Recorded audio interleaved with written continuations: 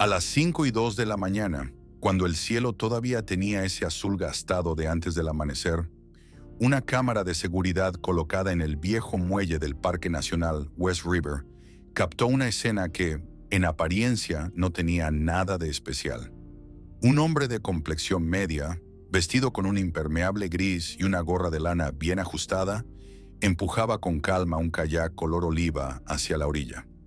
No parecía nervioso, no miraba a su alrededor. Todo lo hacía con una serenidad tan controlada que asustaba. Era como si cada paso estuviese medido al milímetro.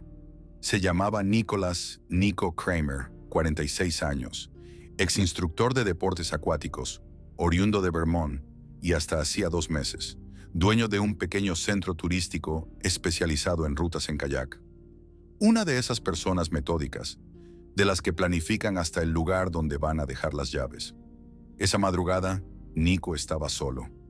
Llevaba una pequeña mochila a la espalda, una bolsa térmica blanca en una mano y en la otra, un GPS de mano cubierto por una funda plástica azul. Metió todo dentro del kayak, se sentó con una precisión casi ceremonial y se deslizó al agua sin hacer ruido. La cámara no mostró nada más. A las 5:06, la imagen quedó en blanco por el cambio de iluminación solar y el sistema dejó de grabar. Esa fue la última vez que alguien vio con certeza a Nico.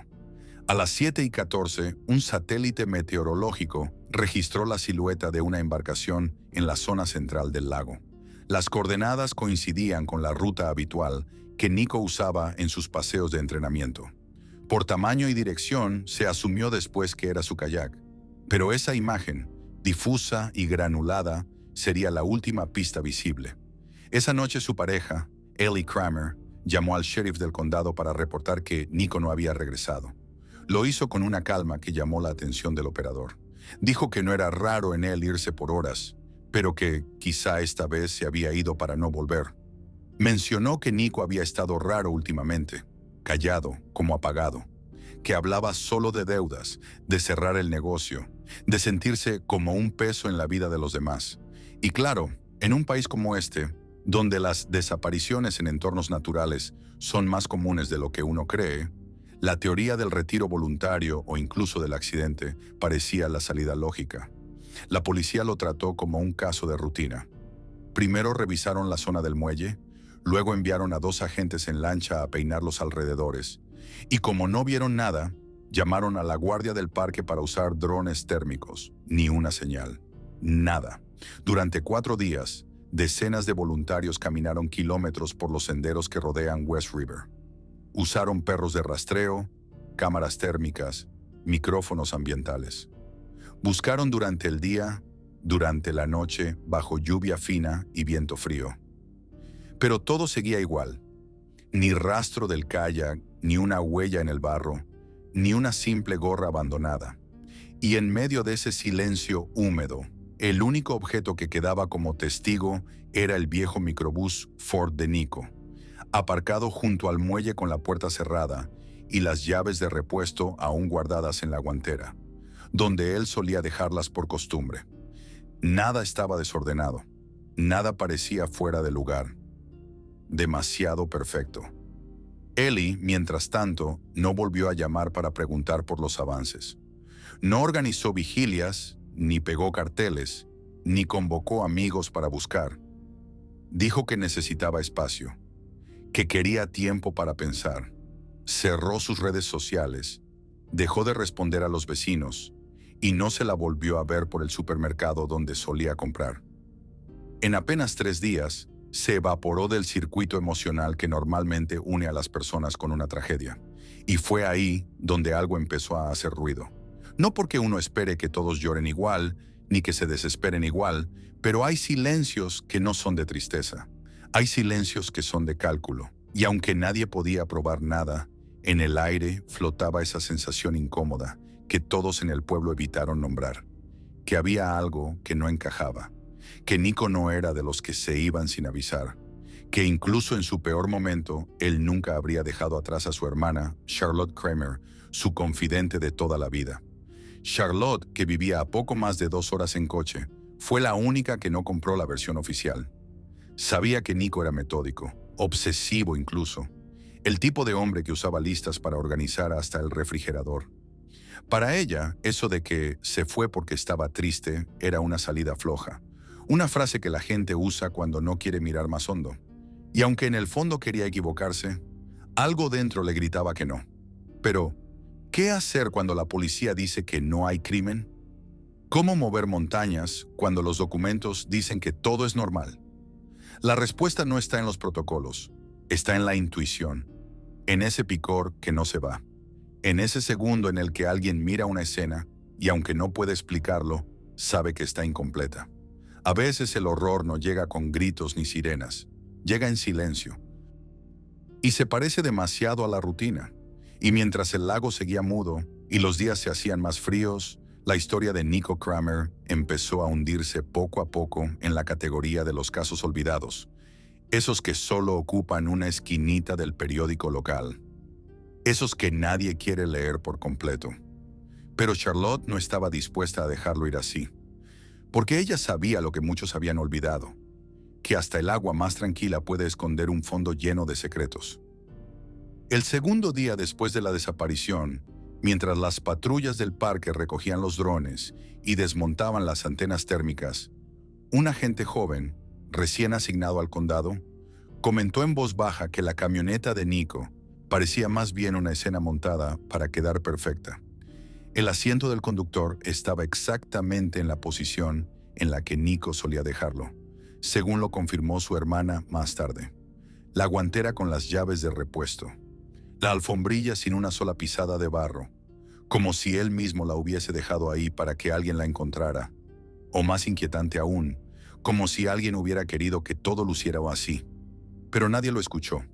El caso fue archivado con un sello de desaparición voluntaria o accidente sin evidencia de crimen. Y con eso se apagó la maquinaria oficial. Ellie, por su parte, no solicitó que el caso siguiera abierto. No insistió con reportes adicionales, ni acudió a la prensa local, ni habló con periodistas. Se quedó en silencio. En menos de una semana, el lago volvió a ser el lago de siempre, y Nico Kramer simplemente dejó de existir para los sistemas, aunque no para su hermana. Charlotte se instaló por unos días en una posada cercana. Recorrió el sendero de tierra que lleva al muelle donde su hermano fue visto por última vez. Anotó coordenadas, habló con guardabosques y pescadores. Incluso revisó los registros del clima. Nada parecía desentonar, y sin embargo, todo se sentía mal. Como una canción tocada con los acordes correctos, pero en un ritmo equivocado. Había algo invisible que no cerraba. Y cuando uno siente eso, tiene dos opciones: seguir con la vida o volverse parte del rompecabezas. Charlotte eligió lo segundo. Con la terquedad que solo se permite quien no tiene ya nada que perder, pidió copias de las grabaciones del parque, revisó las facturas del negocio de Nico, rastreó llamadas, solicitó movimientos bancarios. Se topó con un sistema frío y burocrático. Los funcionarios le contestaban con frases de cajón, con esa cortesía impostada que muchas veces no quiere decir nada. Pero ella no se detuvo. Mientras tanto, Ellie vendió la casa que compartía con Nico. La operación fue rápida, sin cartel de "se vende", sin negociación abierta. En un par de días, las escrituras fueron transferidas y una suma considerable salió de la cuenta conjunta. No se usó para buscar a Nico, tampoco para costear abogados ni detectives privados. Fue una transferencia simple, casi discreta. Ellie se mudó a otro condado, cambió su número, cortó comunicación con la familia de Nico. No asistió al pequeño acto simbólico que Charlotte organizó en el muelle para cerrar el primer año desde su desaparición. En ese acto, sin prensa ni ceremonias, Charlotte se quedó sola con un par de excompañeros de su hermano. Todos con la misma expresión: confusión. No dolor visible, sino ese tipo de desorientación que provoca una historia inconclusa. Cuando un cuerpo desaparece, no hay entierro real, no hay cierre. Solo hay preguntas que no se disuelven con el tiempo. Durante el año siguiente, Charlotte contrató a un abogado local que la asesoró en revisar las inconsistencias procesales. Descubrieron errores menores en el reporte inicial, omisiones en la declaración de Ellie y la ausencia de ciertos archivos fotográficos de la búsqueda. Pero nada que permitiera abrir un caso formal. Todo lo que tenían eran sensaciones. Y eso no basta para mover al sistema, hasta que un detalle rompió la monotonía. Charlotte descubrió, casi por casualidad, que Ellie había comprado un terreno a finales de 2020 en un condado vecino. La venta fue a nombre compartido con un hombre llamado Kevin Busher. No era pariente, no figuraba como socio en ninguna empresa y no tenía historial legal conocido. El nombre no estaba en ningún documento anterior del caso, pero su aparición en los registros de propiedad fue como una chispa. Porque cuando alguien borra su vida social y aparece compartiendo bienes con un desconocido, algo no cuadra. Charlotte tomó nota, pidió un informe del catastro y comparó fechas. La compra coincidía con el momento en que Ellie se retiró por completo de la vida pública. El terreno no tenía construcciones, no había sido utilizado oficialmente para nada. Estaba ahí, registrado, pero ausente en lo físico, como si fuese una pieza guardada para más adelante. Los días se sucedían lentos, pero su determinación no bajaba. Charlotte comprendía que el tiempo podía enterrar pruebas, pero también que algunas verdades, con el enfoque correcto, resurgen solas. Empezó entonces a armar su propia cronología. Cada dato tenía una nota, cada fecha una hipótesis. Y mientras muchos ya ni recordaban el nombre de Nico, ella lo mantenía vivo en el margen de su libreta. La historia que para el resto del mundo era una desaparición más, para ella era una promesa pendiente. Y aunque el caso estuviera congelado, el hielo tenía grietas, porque la verdad, como el agua, siempre encuentra por dónde salir. El hallazgo no llegó con luces ni sirenas, sino con barro y hojas húmedas. El 5 de noviembre de 2023, después de una tormenta intensa que azotó la región de West River, un guardabosques encontró una embarcación varada en la costa occidental del lago, una zona remota, sin señalización ni caminos de acceso directo. Era una canoa desgastada, cubierta de musgo y con partes corroídas. A simple vista, parecía abandonada hacía años, como tantas otras. Pero algo llamó la atención de la gente. En su interior había una mochila semiabierta, una bolsa plástica con víveres básicos y un cuerpo masculino en posición horizontal, apoyado contra el costado, sin señales externas de trauma, sin identificación, sin teléfono, sin billetera. Solo llevaba un llavero metálico con 2 llaves de coche envueltas en cinta adhesiva. El cadáver no estaba descompuesto. Los forenses determinaron que la muerte había ocurrido como mucho una semana antes. Las huellas dactilares permitieron identificarlo rápidamente. Se trataba de Kevin Busher, el mismo hombre que aparecía como copropietario del terreno adquirido junto a Ellie Kramer 3 años atrás. No tenía antecedentes, ni reportes de desaparición, ni causas judiciales abiertas, pero su nombre ya estaba subrayado en rojo en la libreta de Charlotte. A ella la noticia no le llegó por los canales oficiales. Fue un exagente retirado, con quien mantenía contacto por pura intuición, quien le escribió un mensaje escueto. Charlotte, encontraron una lancha, con un cuerpo dentro. El nombre te va a sonar. Al ver las imágenes preliminares de la embarcación, Charlotte sintió una presión en el pecho. La forma, las marcas, incluso una abolladura visible en el costado izquierdo, coincidían con el kayak que su hermano había utilizado por años. Era casi idéntico al que aparecía en decenas de fotos familiares, solo que envejecido, ajado y sucio. Pero era él. La fiscalía recibió un informe de comparación visual. Charlotte incluyó fotos anteriores a 2017 donde Nico aparecía junto al kayak. Se veían claramente las modificaciones que él mismo había hecho en el anclaje del motor. Un pequeño detalle artesanal que solo alguien muy meticuloso podía reconocer. También coincidía la disposición del piso de madera, el tipo de tornillos utilizados y un patrón de oxidación particular en los remaches metálicos. Todo apuntaba en una dirección. La embarcación donde hallaron el cuerpo de Kevin no era cualquiera. Era la misma que, supuestamente, se había perdido cuando Nico desapareció. La reacción institucional fue inmediata. Un equipo técnico inspeccionó a fondo la canoa.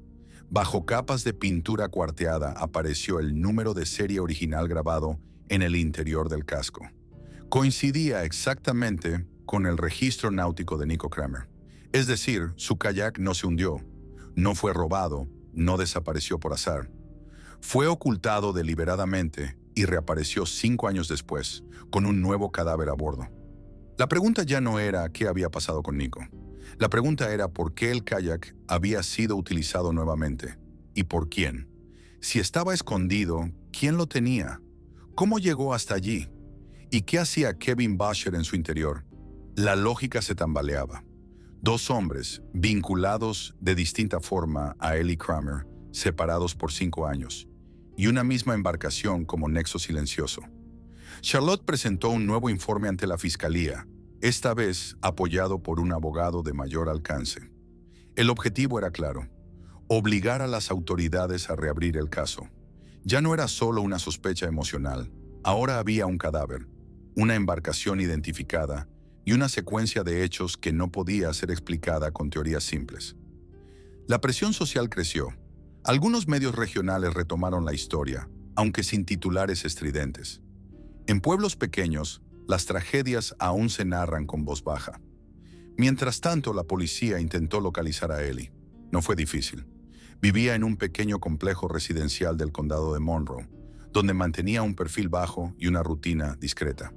Fue ella misma quien, 24 horas después del hallazgo de Busher, llamó a la policía para reportarlo como desaparecido. Dijo que lo había visto por última vez el 28 de octubre, cuando salió por la tarde a hacer unas compras y no regresó. La voz con la que lo contó no tenía temblor ni angustia. Según el agente que tomó la llamada, su tono fue cuidadosamente neutro, con un nivel de detalle que parecía más preparado que espontáneo. El siguiente paso fue revisar el entorno de Kevin. Su coche apareció estacionado a escasos metros del edificio donde vivía Ellie. Estaba cerrado, sin signos de violencia, sin objetos personales visibles, pero faltaba algo importante. El sistema GPS instalado de fábrica había sido removido. Un detalle demasiado preciso para ser casual. Al cruzar su historial bancario, se observó que no hubo actividad alguna desde la fecha de su supuesta desaparición. Ninguna compra, ningún retiro, ningún inicio de sesión en sus cuentas. Solo silencio, como si su vida hubiese sido puesta en pausa justo en el momento que Ellie mencionó en su llamada. Para Charlotte, esto era un patrón, no un accidente, un esquema. Alguien estaba repitiendo jugadas, y el kayak, en el fondo, ya no era solo una lancha. Era una cápsula de tiempo, un símbolo de algo que se intentó enterrar, pero que volvió a flotar. Las sospechas que durante años solo habían vivido en la cabeza de Charlotte comenzaron a transformarse en hechos documentados. Por primera vez, los agentes del condado aceptaron que algo en la desaparición de Nico no había sido correctamente abordado. La conexión entre el cuerpo de Kevin Busher y el kayak perdido ya no era circunstancial. Todo indicaba que la embarcación había sido escondida intencionalmente y devuelta al agua con un propósito específico, en un momento cuidadosamente elegido. La tormenta reciente que había azotado el lago con ráfagas y lluvias fuertes parecía más una oportunidad que un obstáculo, como si alguien hubiera contado con que el clima borraría huellas o explicaría lo inexplicable. Durante el peritaje oficial, un equipo forense inspeccionó minuciosamente cada parte del kayak. Bajo el piso de madera se detectaron restos de fluidos humanos, absorbidos en las uniones. Las pruebas de ADN no tardaron en confirmar que pertenecían a Kevin. Según los expertos, la distribución de las manchas sugería que su cuerpo había estado dentro de la canoa durante varias horas antes de ser hallado. No había indicios de lucha ni de movimiento brusco. El kayak había sido usado como medio de transporte post-mortem, no como escena del crimen. Alguien lo colocó ahí, lo dejó a la deriva y confió en que la naturaleza se encargaría del resto. Ese nivel de planificación encendió las alertas de la fiscalía.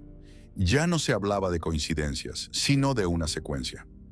Si el mismo objeto, la embarcación, estaba presente en 2 desapariciones con 5 años de diferencia, y si ambas víctimas estaban vinculadas a la misma mujer, la hipótesis de un accidente se debilitaba al punto de volverse insostenible. Ellie Kramer se convirtió en el centro del expediente. Por primera vez desde 2018, su nombre apareció en un informe oficial como persona de interés. Durante un registro autorizado en su domicilio, los investigadores encontraron en un armario un pequeño dispositivo GPS portátil, de esos que se usan para senderismo o navegación. Al recuperar su historial interno, se reveló una ruta registrada 2 días antes de la tormenta. El recorrido comenzaba en el área residencial donde vivía Ellie, atravesaba varias carreteras secundarias y terminaba exactamente en la zona boscosa donde fue hallado el kayak. No había otras rutas cercanas en la memoria del aparato. No era un trayecto accidental. Ellie había estado allí. El dato, aunque indirecto, la ubicaba físicamente en el lugar clave del suceso. Con ese elemento en mano, la fiscalía sumó una nueva prueba a la cronología. A ojos de los investigadores, Ellie no solo tenía una relación con ambas víctimas, sino que también tenía acceso al kayak desaparecido, conocimiento del terreno y motivos posibles para querer silenciar a alguien. Kevin Busher, el hombre hallado muerto, había sido su colaborador legal en el cobro del seguro de vida de Nico. En documentos obtenidos por Charlotte mediante un pedido judicial, se confirmaba que él había actuado como testigo ante notario en 2018, certificando la imposibilidad de contacto con Nico, lo que facilitó la liberación total de la póliza de vida. Ese detalle, que en su momento pasó desapercibido, cobraba ahora un peso tremendo. Kevin no era un extraño, no era un nuevo conocido de Ellie, era parte activa del proceso legal que permitió cobrar $100,000 tras la desaparición de Nico. Que ahora apareciera muerto dentro del kayak original del desaparecido no era una coincidencia, era un mensaje involuntario. La fiscalía interpretó estos hallazgos como parte de un patrón de ocultamiento. Según su hipótesis, Ellie no había actuado por impulso. No se trataba de una reacción emocional ni de una huida psicológica. Se trataba de un plan sostenido en el tiempo. Cada acción tenía lógica interna.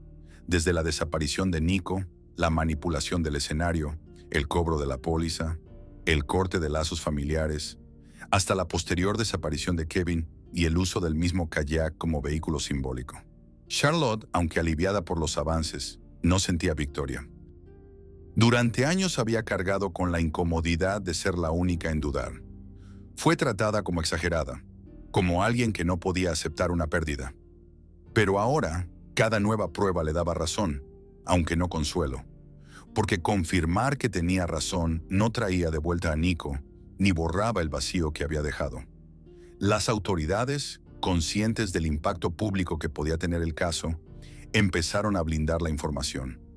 No se compartían detalles con la prensa, no se hacían declaraciones amplias, solo se sabían cosas por filtraciones, por susurros entre agentes y por documentos filtrados a abogados persistentes, como el que trabajaba con Charlotte. En ese contexto, el equipo de criminalística volvió a estudiar el contenido completo del GPS. Además del trayecto hacia el lago, se encontró un patrón de recorridos repetidos hacia una cabaña antigua a unos 20 kilómetros al norte. Era una propiedad registrada a nombre de un pariente lejano de Ellie, sin uso reciente y fuera del radar público. No tenía electricidad ni servicios básicos. Era, en términos simples, un sitio perfecto para guardar algo fuera del alcance. Los investigadores solicitaron una orden de inspección, y lo que encontraron allí marcaría un punto de inflexión definitivo en el caso. Pero eso vendría después. Por ahora, lo que quedaba claro era que el kayak había sido la pieza clave todo el tiempo. Que lejos de ser solo un objeto, era el hilo conductor de una historia que se había intentado enterrar en silencio. Y que, como la verdad mal tapada, siempre vuelve a la superficie cuando menos se espera. La cabaña estaba justo donde el GPS lo había señalado. Un claro en medio del bosque, a 12 millas del lago Sellers, sin caminos marcados y cubierta por ramas secas que la hacían prácticamente invisible desde el aire. La estructura era antigua, construida en los años 70, con tablones maltratados y un porche inclinado. Desde fuera parecía abandonada desde hace años. Pero al entrar, los agentes notaron pequeños indicios que delataban actividad reciente. Una botella de agua sin abrir, huellas recientes sobre el polvo, un viejo calentador de gas aún conectado. En el sótano, detrás de ese mismo calentador, descubrieron lo que cambiaría el enfoque del caso para siempre. Un compartimento oculto en la pared, cubierto por una falsa placa metálica. Lo que parecía una parte del sistema de calefacción resultó ser una caja empotrada, sellada con tornillos oxidados. Cuando la abrieron, encontraron carpetas, sobres, papeles organizados por fecha y una pila de objetos personales cuidadosamente envueltos en plástico, fotografías, listas escritas a mano, facturas impresas y varios documentos notariales. Al principio, parecía un archivo común, pero al revisar con atención, los agentes notaron algo inquietante. Muchas de las listas estaban escritas con un mismo trazo de bolígrafo, pero con frases tachadas, corregidas, modificadas. Una de las hojas llevaba el título Proyección 6 meses, póliza 100,000, seguida de cálculos detallados sobre pagos, intereses, impuestos y posibles escenarios de cobro. Era un esquema económico, una planificación meticulosa, no un impulso ni una improvisación. Cada movimiento parecía haber sido previsto con antelación. Entre los documentos, había varios borradores de una carta supuestamente escrita por Nico en junio de 2017. En ella, el autor afirmaba sentirse cansado de su vida y explicaba su decisión de desaparecer voluntariamente. Aquella carta había sido presentada por Ellie a la policía semanas después de la desaparición, como un supuesto testimonio de su decisión personal de irse. Pero la versión que encontraron en la caja era distinta. Estaba incompleta, con correcciones a mano. Y lo más revelador, había 3 versiones distintas, con cambios mínimos de redacción, pero firmadas con la misma firma forzada. El análisis grafológico posterior reveló lo que Charlotte sospechaba desde hacía años. Ninguna de esas firmas coincidía con la traza auténtica de Nico. Había diferencias en la inclinación de los trazos, la presión sobre el papel y el ritmo de la escritura. La firma era una falsificación, elaborada con cuidado, pero falsa al fin. El hallazgo más inquietante, sin embargo, fue un conjunto de recortes y manuales relacionados con pólizas de seguro de vida. Había fragmentos de artículos legales subrayados, notas con fechas y pasos detallados para obtener beneficios tras una desaparición prolongada, y una lista con el título Después de los 6 meses, en la que se enumeraban acciones: contactar testigo, presentar documento, esperar resolución bancaria.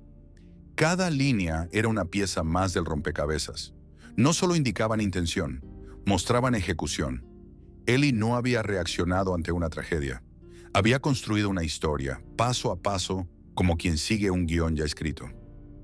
Su conducta posterior a la desaparición, el silencio, la venta rápida del hogar, el corte de contacto con la familia de Nico, ya no eran síntomas de duelo, sino actos calculados dentro de una estrategia. La fiscalía no tardó en incorporar todos estos elementos al expediente. Junto a las pruebas anteriores, la conexión con Kevin Boucher, el hallazgo del kayak, el trayecto GPS, los documentos encontrados en la cabaña configuraban una narrativa de manipulación deliberada. Ellie se convirtió oficialmente en sospechosa principal de un plan con doble alcance, financiero y encubridor. Y sin embargo, aún faltaba una pieza. El cuerpo de Nico nunca había aparecido. Era la única ausencia que seguía debilitando la contundencia del caso. Hasta que, entre las cenizas de una vieja fogata en el terreno trasero de la cabaña, los agentes hallaron restos de tela calcinada y un objeto metálico parcialmente fundido. Al extraerlo con cuidado, identificaron un cuchillo de bolsillo con las iniciales NC grabadas en el mango. Estaba oxidado, deformado por el fuego, pero era reconocible. Charlotte, convocada a verificarlo, no dudó. Ese cuchillo, dijo, lo había visto en los bolsillos de su hermano desde que tenía 17 años. Era un objeto de valor sentimental, heredado de su padre. Jamás se separaba de él. Los forenses analizaron la tela. Correspondía a ropa de trabajo resistente al agua, similar a la que Nico solía usar. Aunque no se pudieron obtener rastros biológicos útiles, el contexto fue considerado concluyente. El intento de destrucción indicaba ocultamiento, y su presencia en ese sitio, 5 años después, eliminaba la duda sobre una desaparición voluntaria. La fiscalía emitió entonces un nuevo informe. En él se establecía la hipótesis central, que Nico Kramer no había huido ni se había perdido, que probablemente murió el mismo día de su desaparición, que la embarcación fue escondida con conocimiento del terreno y de los procedimientos de búsqueda, y que 5 años después, El mismo kayak fue utilizado para deshacerse de Kevin Busher cuando éste, por miedo o remordimiento, se convirtió en un riesgo. El patrón se repetía: la planificación, la ejecución y la elección del mismo objeto como nexo temporal. No era descuido, era una estrategia, un intento de cerrar un ciclo sin dejar huellas nuevas. Pero el agua a veces devuelve lo que uno intenta hundir. Y así, la canoa que durante años fue símbolo de pérdida, se convirtió en la pieza que, poco a poco, comenzaba a dar respuestas. Con el nuevo informe de la Fiscalía en la mano, los investigadores sabían que la línea de tiempo estaba casi cerrada. Los documentos hallados en la cabaña, el cuchillo calcinado, la ropa parcialmente destruida, el dispositivo GPS con la ruta precisa, el testimonio manipulado de desaparición voluntaria y el cuerpo de Kevin Busher encontrado en el mismo kayak perdido 5 años atrás, todo comenzaba a encajar. Sin embargo, aún faltaba un elemento clave: una conexión directa entre Ellie Kramer y el momento exacto en que Busher fue dejado en el lago. La fiscalía necesitaba una confirmación más, algo que no pudiera interpretarse como circunstancial ni ambiguo. Y esa pieza apareció en el lugar más inesperado. Durante el registro del vehículo de Kevin Busher, aún estacionado frente al edificio donde vivía Ellie, los técnicos encontraron un pequeño dispositivo oculto bajo el asiento del conductor. Era un grabador de voz digital, camuflado bajo una tela suelta y sujeto con cinta aislante. Estaba en silencio, sin luz, sin signos evidentes de haber sido manipulado recientemente. Pero la batería aún conservaba carga y su memoria interna almacenaba una docena de archivos de audio con fechas que precedían por pocos días a su muerte. El contenido fue analizado con extremo cuidado. Las grabaciones, aunque de baja calidad, revelaban pensamientos dispersos, frases inconexas al principio, pero que poco a poco iban mostrando un patrón. En varias de ellas, Kevin hablaba de sentirse observado. Decía que Ellie había cambiado, que evitaba mirarlo a los ojos, que hablaban menos. Mencionaba que había algo relacionado con el viejo kayak que lo inquietaba. En una de las últimas notas, dijo claramente que estaba considerando contarle todo a alguien, que no quería ser parte de un silencio largo y sucio, y que temía que ella supiera lo que él sabía. Para los fiscales, esa evidencia fue un giro determinante. No era un testimonio en sentido legal, pero era una expresión de temor. Y en un caso donde la víctima aparece muerta justo después de dejar constancia de sentirse en peligro, las sospechas dejan de ser abstractas. Kevin no solo temía, estaba en proceso de romper el pacto de silencio. Con esta nueva información se solicitó una orden de arresto. Ellie Kramer fue localizada a las afueras del condado de Monroe, a menos de 10 kilómetros de la frontera estatal. Viajaba sola en un vehículo alquilado, sin registrar salida con su abogado ni notificar a familiares. La detención fue tranquila. Ellie no opuso resistencia. No preguntó el motivo de su arresto. Simplemente pidió hablar con su abogado.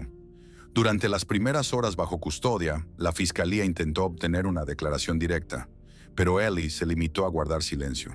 No negó, no admitió, no ofreció alternativas. Su actitud fue interpretada por los investigadores como una forma de contención. Sabía que el caso ya no dependía de una confesión. Las pruebas hablaban por sí solas. Mientras tanto, la fiscalía se movió rápido para asegurar todos los dispositivos electrónicos, cuentas bancarias y archivos de Ellie. El objetivo era evitar cualquier intento de borrar evidencia restante. La vivienda fue precintada y su historial digital fue replicado para análisis forense. Los datos comenzaban a cruzarse con precisión quirúrgica: pagos, rutas, llamadas, archivos, declaraciones, movimientos de GPS y grabaciones. Charlotte, al ser informada de la detención, no expresó alegría ni alivio. Lo único que dijo fue que había esperado ese momento durante años, no por venganza, sino porque el silencio que rodeaba la historia de su hermano había empezado, por fin, a romperse. A su modo comprendía el peso de lo que estaba ocurriendo. No se trataba solo de castigo, se trataba de dignidad, de saber que lo que muchos negaron ahora era confirmado con pruebas sólidas. Pocas horas después del arresto, un equipo regresó a la cabaña en busca de más evidencias. Esta vez enfocaron su atención en el entorno exterior. Inspeccionaron árboles, zonas con maleza y áreas que podrían haber servido para esconder herramientas u objetos relacionados con las muertes. No encontraron restos humanos, pero sí hallaron enterrado bajo una raíz un bidón metálico con marcas de óxido, en cuyo interior había restos de papel quemado, pedazos de cinta adhesiva y un pequeño frasco vacío de pastillas para dormir. El análisis químico posterior confirmó que el frasco había contenido Zolpidem, un sedante comúnmente recetado para trastornos del sueño. Aunque no se podía probar que Kevin lo hubiera ingerido, el hallazgo reforzaba la hipótesis de un manejo premeditado del escenario. La idea de una muerte accidental o de una desaparición voluntaria quedaba cada vez más descartada. Alguien controlaba todos los elementos: el objeto, el cuerpo, el trayecto, el encubrimiento, incluso los posibles efectos del ambiente sobre las pruebas. La Fiscalía decidió entonces endurecer su enfoque. Presentó formalmente la acusación de homicidio con agravantes, tanto en la desaparición de Nico Kramer como en la muerte de Kevin Busher. La acusación incluía fraude documental, uso de testigo falso, manipulación de evidencia y destrucción de objetos relevantes. Ellie fue puesta en prisión preventiva sin derecho a fianza inmediata a la espera del juicio. Los fiscales sabían que sería un caso difícil, no por falta de pruebas, sino por el desafío que implicaba ordenar toda la historia en una secuencia lógica para el jurado. Porque la complejidad no estaba solo en lo técnico, sino en lo narrativo. ¿Cómo explicar que alguien puede sostener una mentira durante 5 años con una frialdad tan medida? ¿Cómo mostrar que el objeto más insignificante, una vieja canoa, puede ser el testigo silencioso de 2 crímenes separados por media década? Charlotte, desde su casa, preparaba una carpeta con fotografías, recortes y notas. No para la fiscalía ni para la prensa, para ella, porque había aprendido algo que nunca se le olvidaría, que la verdad puede hundirse, pero siempre flota, tarde o temprano, como esa canoa vieja que nadie quiso ver hasta que fue imposible ignorarla. El juicio contra Ellie Kramer comenzó el 13 de marzo de 2024 en el Tribunal del Condado de Hartwell. No hubo cámaras ni flashes, apenas una docena de personas sentadas en los bancos del fondo, familiares, antiguos colegas de Nico, un par de vecinos curiosos. Ellie entró vestida con una chaqueta gris sin adornos, el rostro neutro, sin rastro de emoción. Se sentó sola, con las manos juntas sobre el regazo. No giró la cabeza hacia el público, no buscó a nadie, como si el juicio no fuese con ella. Desde el primer día, el caso fue presentado no como un crimen pasional, ni como un estallido emocional, sino como una secuencia de decisiones frías, tomadas con tiempo, información y cálculo. La Fiscalía trazó un recorrido de 5 años, donde cada paso, desde la desaparición de Nico, la manipulación de documentos, el uso de testigos, la elección del kayak, hasta el hallazgo de Kevin, encajaba con una lógica demasiado ordenada como para ser casualidad. El fiscal Leonard Atwood insistió en una idea desde el principio, que Ellie no actuó sola por desesperación, sino con control, método y previsión. Durante las audiencias declararon 27 testigos. Los más relevantes fueron un perito en grafología, que confirmó la falsificación de la carta atribuida a Nico, un técnico en análisis de GPS que reconstruyó el trayecto exacto que llevó a Ellie hasta el lago días antes del hallazgo del cuerpo de Kevin, y el agente que descubrió la canoa abandonada, quien describió con detalle las condiciones del hallazgo. Cada testimonio no buscaba impacto, sino coherencia. El objetivo era construir una línea de tiempo sólida, sin fisuras. Charlotte también fue llamada a declarar. Su intervención fue sobria. Se limitó a enumerar fechas, pasos, detalles omitidos, movimientos bancarios irregulares y las veces que intentó, sin éxito, que la policía reconsiderara el cierre del caso. No lloró, no improvisó, solo contó. Y ese tono, según los presentes, generó un respeto particular en la sala, porque lo que transmitía no era dolor, sino convicción. Charlotte no estaba ahí para vengarse. Estaba ahí para cerrar algo que había comenzado sola. La defensa, por su parte, intentó sembrar dudas. Sugirió que Kevin Bosher podría haber sido manipulado por un tercero, que el kayak podría haber sido robado o modificado, que los documentos encontrados podrían haber sido falsificados por alguien con acceso al entorno de Ellie. Propuso incluso una hipótesis poco creíble, que Kevin había usado el kayak para inculpar a Ellie antes de desaparecer voluntariamente y fingir su muerte. Pero ninguna de esas versiones logró sostenerse ante la acumulación de pruebas materiales, los análisis forenses y las inconsistencias en las declaraciones iniciales de la acusada. Los elementos más contundentes fueron presentados en forma de línea cronológica. Primero, la desaparición de Nico y la supuesta carta de despedida. Luego, el cobro de la póliza con el testimonio de Kevin. Años después, la compra conjunta del terreno. Y finalmente la muerte de Kevin en el mismo kayak con el que supuestamente desapareció Nico. Cada punto estaba sustentado por documentos, registros digitales o pruebas físicas. La canoa, convertida ya en símbolo central del caso, fue tratada no como un simple objeto, sino como un contenedor de hechos, como el escenario móvil de dos decisiones irrevocables. El fiscal Atwood, en su alegato final, habló al jurado sin dramatismos. Explicó que lo que diferenciaba este caso de otros no era el crimen en sí, sino la frialdad con la que fue diseñado y ejecutado. Dijo que Ellie construyó una historia para borrar a Nico y luego repitió el patrón con Kevin cuando éste se convirtió en una amenaza. Que eligió el mismo vehículo, el mismo entorno, el mismo silencio. Que su error no fue la violencia, sino la repetición. Porque quien intenta enterrar el pasado usando las mismas herramientas con las que lo creó, inevitablemente deja huellas. El jurado deliberó durante 12 horas. El 7 de abril, a las 18:36, emitió su veredicto, culpable por unanimidad en todos los cargos. Al leer la sentencia, la jueza Amy Winston hizo una pausa y luego pronunció una frase que quedó en el aire. Este no fue un crimen de impulso, fue una desaparición construida. Ellie fue condenada a 32 años de prisión, sin posibilidad de libertad condicional durante los primeros 24. Al escuchar la sentencia no bajó la cabeza. Mantuvo la misma postura que desde el primer día, fría, contenida, inexpresiva, como si no fuera ella la protagonista de la historia. En la sala no hubo aplausos ni celebraciones, solo un silencio denso, de esos que no marcan alegría, sino cansancio.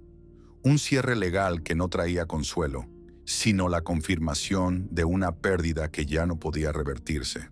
La canoa, pieza clave del juicio, fue trasladada a una unidad de conservación de pruebas del Estado. No sería destruida ni vendida. Tampoco se le aplicaría ninguna restauración. Quedaría almacenada, con su madera corroída, su número de serie medio borrado y sus remaches oxidados. Como un testigo que no habló, pero cuya presencia terminó por revelarlo todo. Charlotte no regresó de inmediato a su ciudad.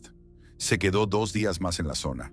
Caminó una vez más por el muelle donde su hermano fue visto por última vez. Respiró hondo. Miró el agua, ahora tranquila, y se permitió pensar que, aunque nunca recuperaría el cuerpo de Nico, al menos había recuperado su historia. Porque en el fondo ella no buscaba justicia en el sentido tradicional. Buscaba verdad, y esa, por fin, había flotado. En mayo de 2024, el Tribunal Superior del Condado de Hartwell emitió el certificado legal de defunción de Nicholas Kramer. Fue un acto administrativo, sin ceremonia, sin prensa, sin aplausos. Solo una firma en una hoja, un número que ahora confirmaba legalmente lo que muchos ya intuían desde hacía años. Para el sistema judicial el caso estaba cerrado, pero para Charlotte aún quedaban piezas por ordenar, no en los archivos, sino dentro de sí. Días después organizó una ceremonia íntima en el mismo muelle donde Nico fue visto por última vez.